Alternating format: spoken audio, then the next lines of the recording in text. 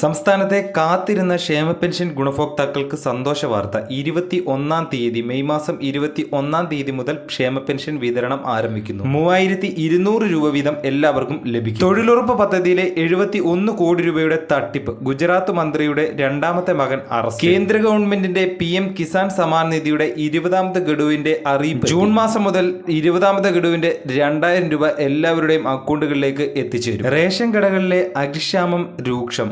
കരാറുകാരുടെ സമരം. വെള്ള നീല കാർഡുകളുടെ റേഷൻ വിതരണം നിലച്ചു. സർക്കാർ ജീവനക്കാർക്കും മാത്രമല്ല, ഇനി നിങ്ങൾക്കും പെൻഷൻ ഉറപ്പാക്കാം. സ്ഥിരമായൊരു പെൻഷൻ വരുമാനം. കൂടുതൽ അറിയുവാൻ അടൻ ഒള്ളി പെൻഷൻ യോജന. +2 പാസ്സായൊരു വ്യക്തിയാണോ നിങ്ങൾ? 81,000 രൂപ ശമ്പളം വാങ്ങാം. കേന്ദ്ര സർവീസിൽ അപേക്ഷിക്കാൻ ഇനി ദിവസങ്ങൾ മാത്രം. ഇന്ത്യയിൽ ഉടനീളമുള്ള കായിക താരങ്ങൾക്ക് കേന്ദ്ര സർക്കാർ സർവീസിൽ ജോലി നേടാൻ അവസരം. അതെ, CISF ഹെഡ് കോൺസ്റ്റബിൾ തസ്തികയിലേക്കാണ് ഇപ്പോൾ വിളിച്ചിരിക്കുന്നത്. 403 ഒഴിവുകളാണ് ഉള്ളത്. നിലവിലെ ജോലിയിൽ നിന്ന് വിരമിച്ചാലും ഒരു വലിയ തുക മാസം തോറും നിങ്ങളുടെ അക്കൗണ്ടുകളിലേക്ക് എത്തിയാലോ?